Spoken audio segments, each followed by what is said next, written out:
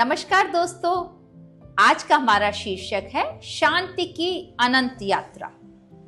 कल्पना कीजिए, आज से 2500 वर्ष पूर्व गौतम बुद्ध अकेले ही धूल भरी पगडंडियों पर चले।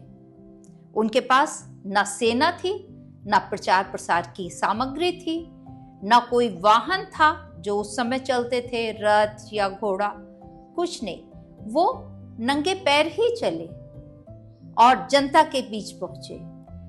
उनके पास था तो केवल एक संदेश, शांति का, अहिंसा का और करुणा का। अब कल्पना कीजिए आधुनिक युग की। समय अलग है, देश अलग है, काल अलग है और अमेरिका में वॉक फॉर पीस में लोग चल रहे हैं। उद्देश्य है वही शांति, यानी कि भगवान बुद्ध द्वारा दिखाई गई यात्रा का विस्तार। ज्ञान प्राप्ति के बाद गौतम बुद्ध राजमहल या किसी आश्रम में नहीं रुके, वे चलकर लोगों के बीच गए। ज्ञान प्राप्ति के बाद 45 वर्षों तक वे लगातार चारिका करते रहे, कभी किसी वृक्ष के नीचे, कभी नदी के किनारे, कभी नगर के द्वार पर और कभी अपनी गंधकुटी में।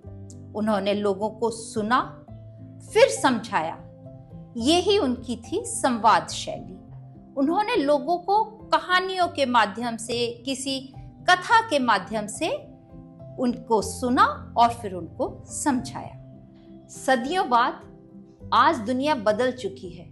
आज सड़कें पक्की हैं, तकनीक बहुत उन्नत हो चुकी है, चारों तरफ सोशल मीडिया से प्रचार और प्रसार होता है, लेकिन समस्याएं समाज में आज भी विद्यमान है, चाहे वो हिंसा हो, तनाव हो या युद्ध की आशंका हो। ऐसे में जब अमेरिका में वॉक फॉर पीस हुई तो ये केवल एक मार्च नहीं था, ये एक संदेश था। लोग हाथों में बैनर लेके निकले, लेकिन उससे भी ज्यादा दिल में एक आशा लेकर निकले।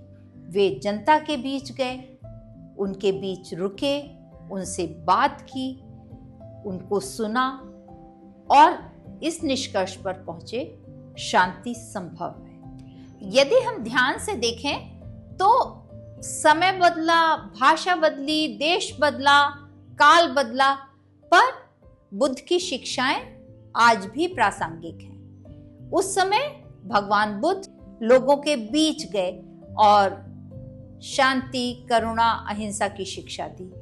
आज वही काम वॉक फॉर पीस के माध्यम से किया जा रहा है, क्योंकि शांति, करुणा, मैत्री हर समय, हर काल में प्रासंगिक है। आज हमें ये समझना पड़ेगा कि शांति दो सरकारों के समझौते से नहीं प्राप्त होती है कि दो सरकारों ने आपस में समझौता कर लिया और शांति प्राप्त हो गई, दो देशों ने आपस में समझौता कर लिया और शांति प्राप्त हो गई। शांति लोगों के मन से शुरू होती है। जब हम एक दूसरे को सुनते हैं, संवाद करते हैं और सम्मान देते हैं, यहीं से मन में परिवर्तन प्रारंभ होता है। और शांति कोई गए जमाने की बात नहीं है, शांति आज की जरूरत है। शांति बुद्ध के समय भी रेलेवेंट थी, आज भी उतनी ही रेलेवेंट है।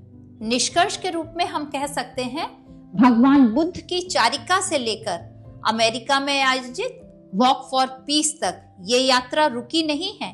संदेश तब भी करुणा था, संदेश आज भी करुणा है। प्रश्न ये नहीं कि दुनिया में शांति क्यों नहीं है, प्रश्न ये है, क्या हम शांति की ओर एक कदम बढ़ाने को तैयार हैं? आपको मैं इसी प्रश्न के साथ छोड़ जाती हूँ। कृपया कमेंट करके मुझे अवश्य बताइएगा आपकी इस विषय में क्या राय है। यदि आपको मेरी कहानी पसंद आई हो तो निश्चित रूप से कमेंट करके हमको अवश्य बताइएगा।